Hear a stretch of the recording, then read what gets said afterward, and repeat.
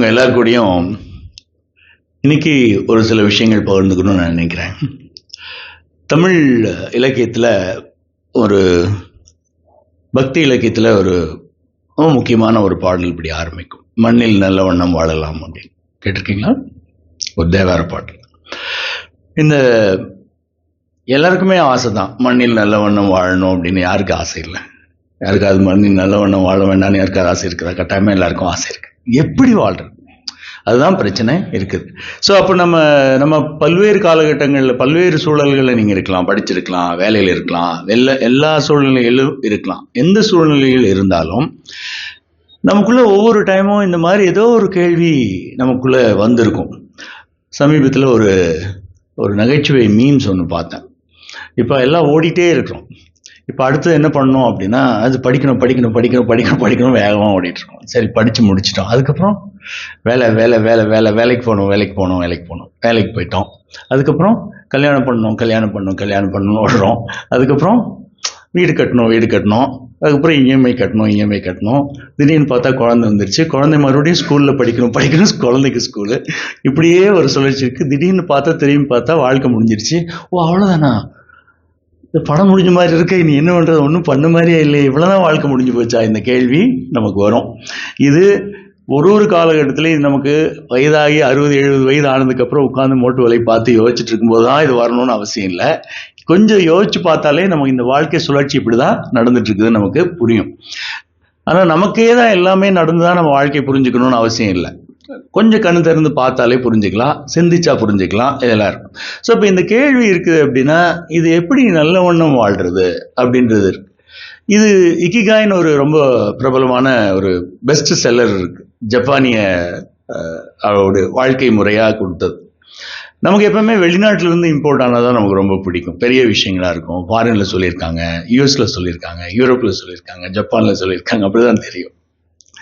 ஆனால் உங்களுக்கு தெரியாது என்னன்னா, நம்ம கலாச்சாரத்தில் 2000-3000 வருடங்களுக்கு முன்னாடியே இக்கிகாயை விட ரொம்ப டீப்பரான ஒரு தன்மை உண்டு. இதுக்கு புருஷார்த்தங்கள் அப்படின்னு சொல்லுவோம்.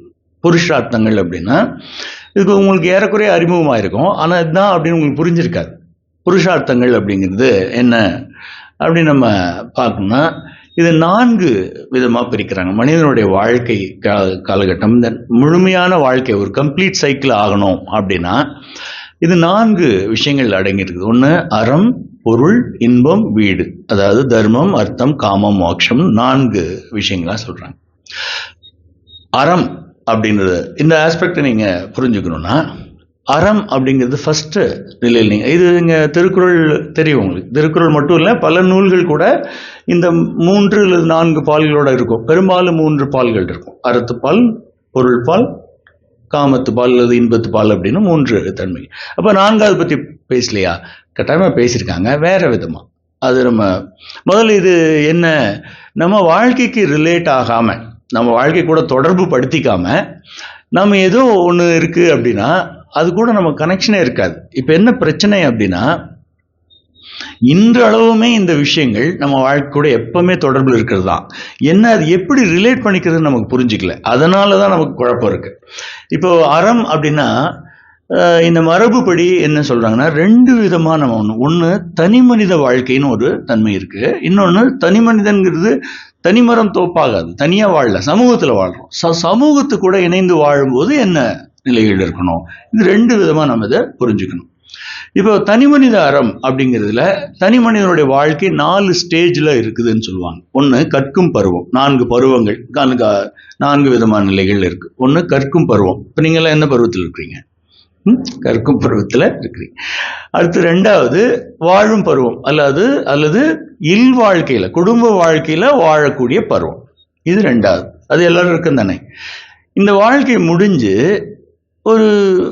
அவங்களே அவங்க வாழ்க்கையெல்லாம் முடிஞ்சு குழந்தை பேரம் பேத்தி எல்லாமே பார்த்து முடியக்கூடிய ஒரு பருவம் ஒன்று வரும்.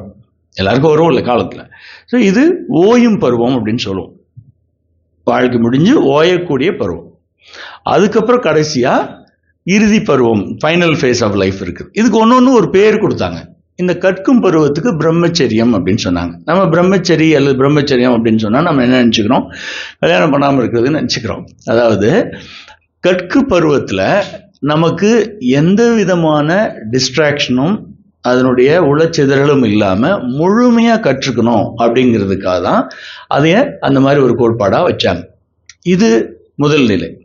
ரெண்டாவது, அதுக்கப்புறம் இல்வாழ்க்கையில திருமணம் செஞ்சு குடும்பம் உருவாக்கி வாழக்கூடிய ஒரு வாழ்வு, இது கிருகஸ்த வாழ்க்கை அப்படின்னு சொன்னாங்க. மூன்றாவதுக்கு வானப்பிரஸ்தம் அப்படின்னு சொன்னாங்க. அதாவது அந்த காலகட்டங்களில் ஒரு 50-60 வருடங்கள் நிறைஞ்சிருச்சு அப்படின்னா 60ஆம் கல்யாணம் கேள்விப்பட்டிருக்கீங்களா? நிறைய பேர் 60ஆம் கல்யாணம் பண்றதோடைய நோக்கம் என்னன்னா, இப்போ என்னுடைய வாழ்க்கையில இல்வாழ்க்கையில தேவையான தேவைகள், மன தேவைகள், உடல் தேவைகள் எல்லாமே பூர்த்தி ஆயிடுச்சு, எமோஷனல் தேவைகள் எல்லாம் பூர்த்தி ஆயிடுச்சு, இப்ப பொறுப்புகள் எல்லாம் இளைய தலைமுறை கூட ஒப்படைச்சிட்டு அதுக்கப்புறமா இங்கிருந்து பொறுப்புகளிலிருந்து விடுபட்டு அவங்க ஆன்மீகத்தை நோக்கி நகர்றதுக்கான ஒரு வாழ்க்கையில அப்போ ஒரு திருமணம் பண்ணுவாங்க. முதல்ல இளம் வயதுல பண்ண திருமணம் அப்படிங்கிறது உடல் தேவைக்காகவும் மன தேவைக்காகவும் சமூக தேவைக்காகவும் உருவாக்கணும். 60 வயதுல பண்ற திருமணங்கிறது அது இல்லை, இது ஆன்மீக தேவைக்காக ஒரு சேர்ந்து இருக்கக்கூடிய ஒரு தன்மை. ஒரு 15-20 வருடங்கள் அந்த காலகட்டங்கள் இருக்கும். அதுக்கப்புறம் இது தயார்படுத்துறது, எதுக்கு தயார்படுத்துனா வீடு பேருன்னு சொன்னமே, அதுக்கு நோக்கி தயார்படுத்துறதுக்கான ஆன்ம விஷயங்களை ஆராய்ச்சி செய்யுது. அதுக்கப்புறம் சந்நியாசம் இருக்கு, துறவுன்னு ஒரு தன்மை உண்டு. அது பெரும்பாலும் இப்போ வேற விதமா ஒரு நிலையில் இருக்கு. இந்த ஆர்டர்ல தான் எப்பவுமே இந்த மரபுல இருந்துச்சு. இப்போ முதல்ல இந்த அறம் அப்படின்றத இப்போ வெளியில இது ரெண்டா நம்ம பிரிச்சுக்கலாம். ஒண்ணு இல்லறம், துறவரம்னு பிரிச்சுக்கலாம். இந்த முதல் கற்கும் பருவங்கிறது இல்லறத்துக்கான ஒரு தயார்படுத்தக்கூடிய ஒரு நிலை, இல்லறத்துக்கு ப்ரிப்பரேஷன் பண்ணக்கூடியது. ஸோ கற்கும் பருவமும் வாழும் பருவமும் ரெண்டும் ஒன்னா சேர்த்துக்கலாம். வானப்பிரஸ்தமும் சந்நியாசமும் நம்ம துறவுக்கான ப்ரிப்பரேஷன் வானப்பிரஸ்தம் அப்படின்னு வச்சுக்கலாம். அதை நோக்கி போறது, இது வீடு பேரு, அந்த 4வது அம்சம் சொன்னோமே, வீடு பேரு நோக்கி போறது. இந்த அறம் அப்படின்னா இல்வாழ்க்கையில வாழ்றதுக்குன்னு ஒரு சில அறங்கள் இருக்குது. இப்போ இந்த அதுதான் அதுக்கான அறங்கள் ஒன்று இருக்குது, அவன் கடமைகள் அப்படின்னு ஒன்று இருக்குது. இப்போ சமூகத்தில் நம்ம வாழும்போது அந்த காலகட்டத்தில் எப்படி கட்டமைப்பு எப்படி இருந்துச்சு அப்படின்னா, சமூகத்தில் 4 விதமான செயல்பாடுகள் செய்யக்கூடிய மனிதர்கள் இருக்கிறாங்க. ஒன்று, உற்பத்தி செய்யக்கூடியவர். சமூகத்தை வாழணும்னா இப்போ நமக்கு பயிர் விளைவிக்கணும், ஃபார்மர்ஸ் இருக்காங்க, ஃபார்மிங் பண்ணணும், கைவினை பொருட்கள், இந்த கட்டிட வேலைகள், சிற்பங்கள், மர வேலைகள், தங்க வேலைகள், இது எல்லாமே உற்பத்தி சார்ந்த விஷயங்கள் இல்லையா? இப்போ நம்மளுடைய என்ஜினியரிங் படிக்கிறோம், அது என்ன சார்ந்தது? இது உற்பத்தி சார்ந்த விஷயங்கள், தொழில்நுட்பம் சார்ந்த ஒரு விஷயங்கள் தான். இது எல்லாமே உற்பத்தியாளர்கள்னு ஒரு அமைப்பு சமூகத்தில் இருக்கும். ரெண்டாவது என்ன இருக்கும்? இப்போ இது எல்லாம் உற்பத்தி செஞ்சோன்னா இது இன்னொருத்தருக்கு எடுத்துட்டு போகணும், உலகம் முழுவதும் அல்லது ஊர் முழுவதும் எடுத்துட்டு போகிற கூடிய ஒரு அமைப்பு தேவை. அதுக்கு என்ன, ட்ரேடிங் பண்ணக்கூடிய கம்யூனிட்டின்னு ஒரு தேவை. இது வியாபாரம் செய்யக்கூடிய செயல் இருக்குது.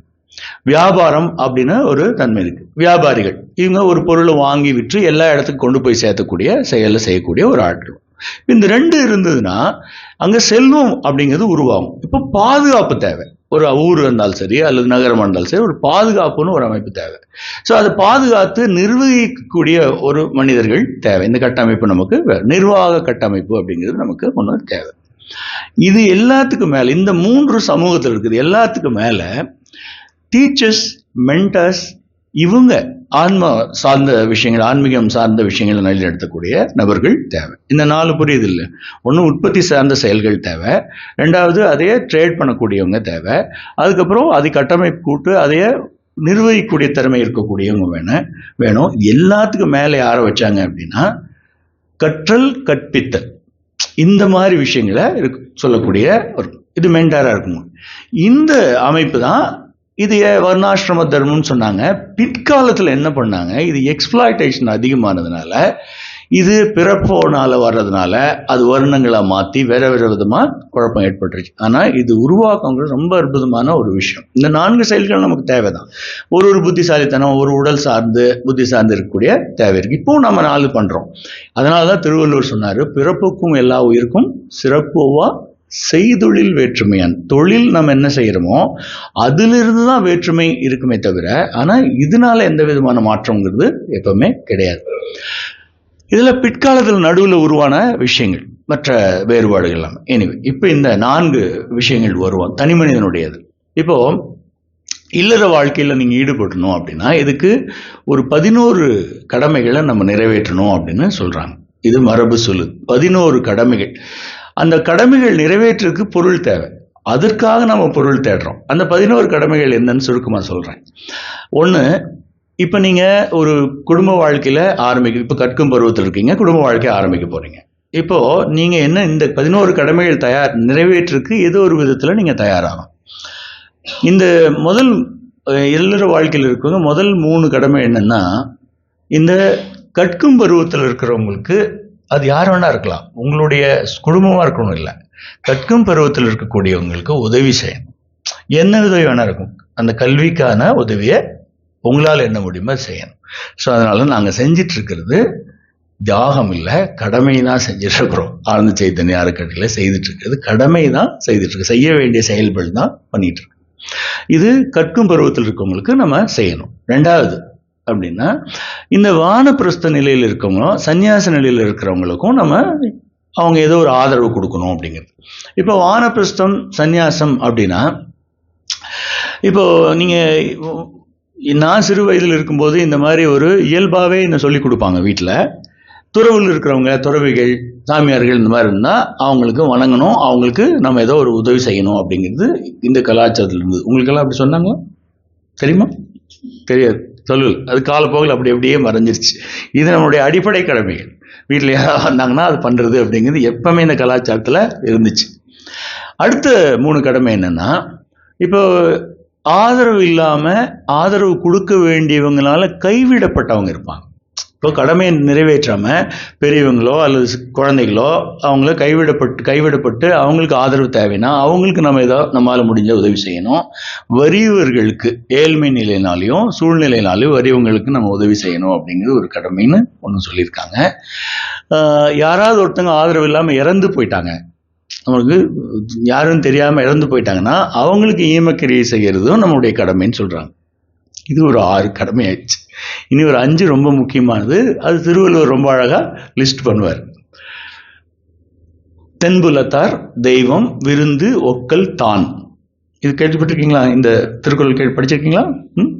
தென்புலத்தார் அப்படின்னா நம்மளுடைய மூதாதையர்கள். நாம் இப்போ இங்கே நிற்கிறோம் அப்படின்னா நமக்கு முன்னாடி அப்பா அம்மா தெரிஞ்சிருக்கலாம், மேபி ஒரு சிலருக்கு தாத்தா பாட்டி தெரிஞ்சிருக்கலாம். ஆனால் அவங்களுக்கு முன்னாடி இருந்தவங்க அந்த கொடி வழியில் வரிசையாக வந்திருக்காங்களே, அது இல்லாமல் நம்ம இங்கே இருந்திருக்க முடியுமா?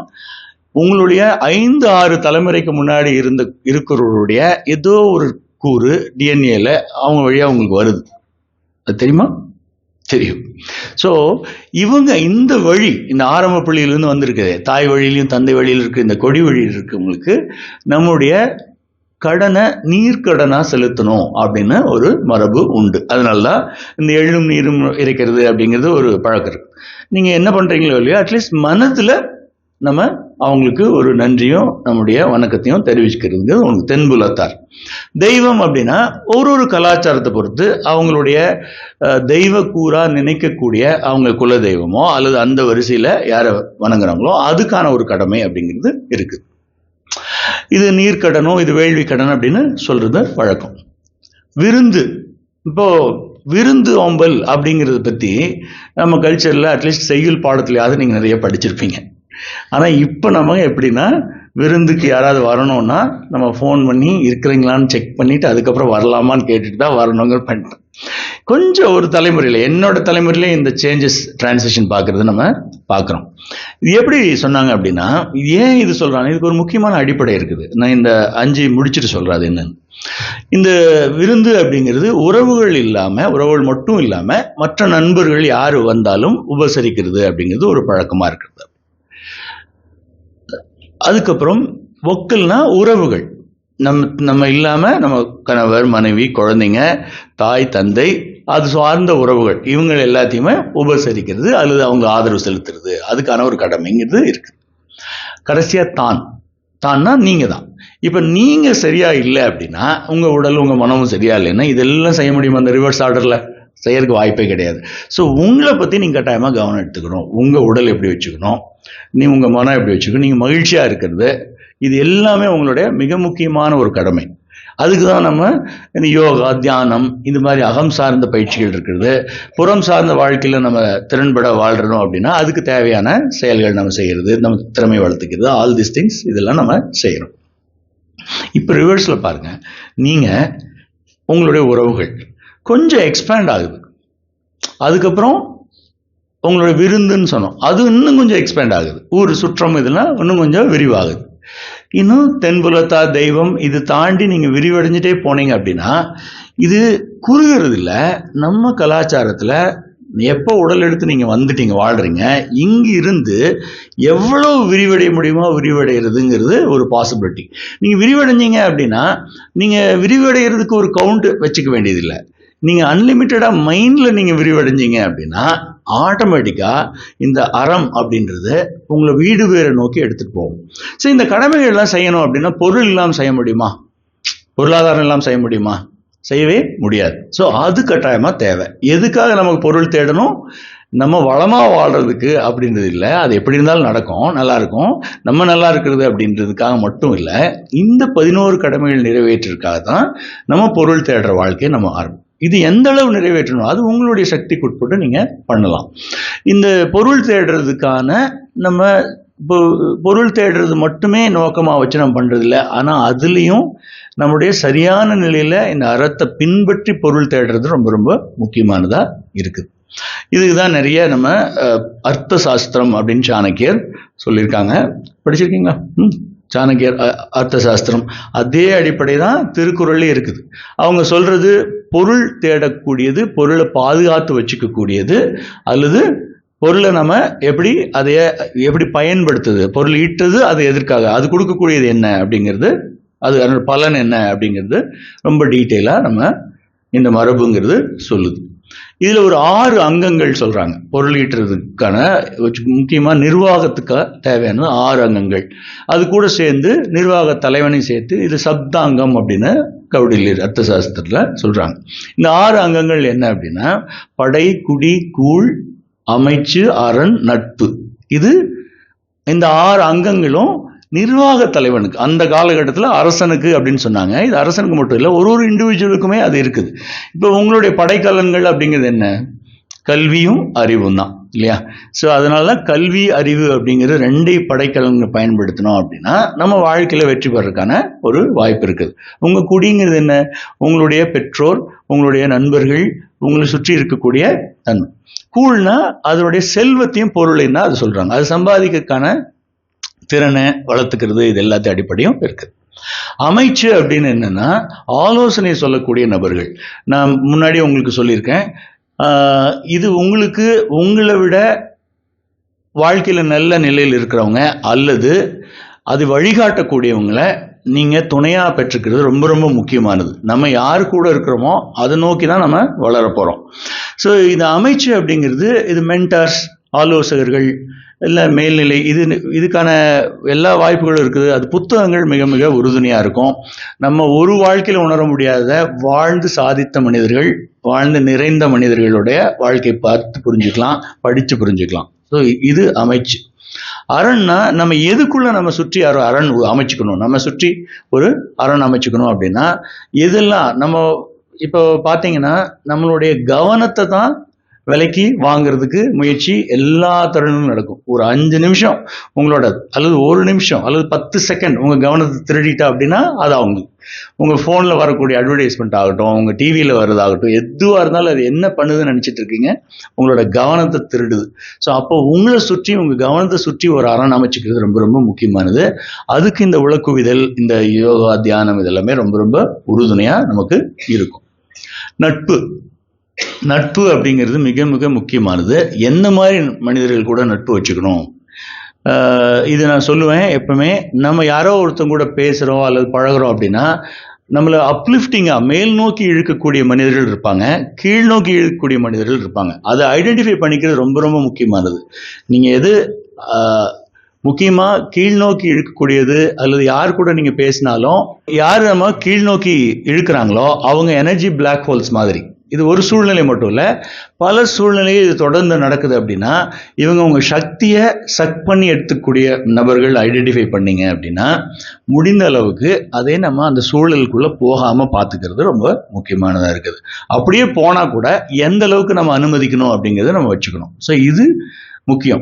ஸோ என்ன மனிதர்களோட நட்பு வச்சுக்கிறீங்க, உங்களை நகுதற் பொருட்டு நட்டல்னு சொல்லுவாங்க. பேசி வேடிக்கையாக ஜாலியாக சிரிச்சுட்டு அதில் எந்த பிரச்சனையும் இல்லை. நாங்கள் எல்லாருமே அப்படி தான் இருப்போம், சீரியஸாலாம் இருக்க மாட்டோம். ஆனால் அது உங்களுக்கு வெறுமனே ஒரு எம்டி டாக்ஸா எம்டி லாஃபா இல்லாமல் அது உங்களுக்கு அப்லிஃப்டிங்காக ஏதோ ஒரு விதத்தில் இழுக்குது அப்படின்னா அந்த மாதிரி நட்பு தான் நம்ம உருவாக்கிக்கணும்.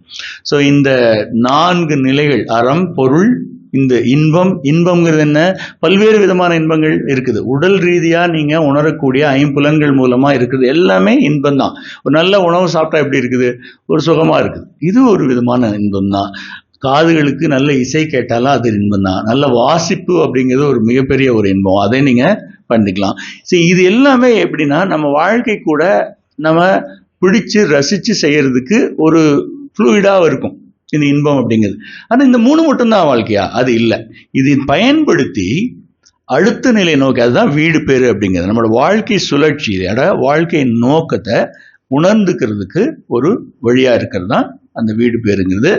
அதுக்கான ஒரு கருவிகள் தான் இந்த ஆன்மீக பயிற்சிகள், தியானம் முதல்ல பயிற்சிகள் எல்லாமே அதை நோக்கி தான். அது என்னன்னா புறம் சார்ந்து இல்லாமல் நமக்குள்ள நம்ம கண்ணு மூடி பார்த்தோம்னா நம்மளோட சிந்தனை ஓடுது, எமோஷன்ஸ் இருக்குது, அதை உணர்றது யார்? அப்போ அந்த கேள்விக்கான பதிலை தேடி வரும்போது அதுதான் ஆன்மீகம்னு சொல்றது. இது சாமி கும்பிட்றதோ ஏதோ ஒரு குறிப்பிட்ட நம்பிக்கை வச்சுக்கிறதோ இல்லை. உண்மையிலேயே என்ன அப்படின்னு பார்த்துக்கிற இந்த ஹையஸ்ட் சயின்டிஃபிக்கான ஒரு அப்ரோச் தான் ஆன்மீகன்னு பேர். ஆனால் அது வெறுமனே நம்பிக்கையாக மாற்றணும் அப்படின்னா அது முழுமையான ஒரு ஆன்ம பயிற்சியாக இருக்காது, ஒரு நம்பிக்கை மட்டுமா தான் இருக்க முடியும். ஸோ இந்த 4 அம்சங்கள், அறம், பொருள், இன்பம், வீடு, இந்த 4 அப்படின்னா 2 விதமான அறம் இருக்குது. ஒன்று இல்லறம். இல்லறம் செய்யணும்னா அதுதான் இருக்க போறீங்க. அதுக்கு ஒரு 11 கடமைகள் நம்ம பார்த்தோம். இந்த 11 கடமைகள் நிறைவேற்றணும் அப்படின்னா இதுக்கு நமக்கு பொருள் தேவை. இந்த பொருள் தேடி அதுக்கான திறன் தேவை. ஸோ அந்த திறன்கள் எல்லாம் உருவாக்குறதுக்கான ஒரு வாய்ப்புகளாக தான் நம்ம இந்த அறக்கட்டளை சார்பாக ஸ்கில் டெவலப்மெண்ட் ப்ரோக்ராம்ஸ் இதெல்லாம் உருவாக்கிட்டு இருக்கோம். அந்த பொருள் தேடுறதுக்கு ரொம்ப அடிப்படையாக இருக்குது கல்வியும் அறிவும். இதுக்கு தான் நம்ம கற்கை என்ற இது நம்ம உருவாக்கிட்டு இருக்கிறோம். இந்த வாசிப்பு அப்படிங்கிறத ஒரு இன்பங்கிறது நம்மளுடைய வாழ்க்கையை பற்றி புரிஞ்சுக்கிறது மட்டும் இல்லாமல் அது மேல் நோக்கி எடுத்துகிட்டு போகிறதுக்கான ஒரு பெரிய ஒரு பாசிபிலிட்டியாக இருக்கும். அந்த இறுதி நிலையை உணர்றதுக்கான ஒரு வழியை உருவாக்குறதுக்கான நோக்கத்தை உருவாக்குறதுக்காக தான் இந்த தியான வகுப்புகள் இது 4மே செய்துட்டு இருக்கிறோம்.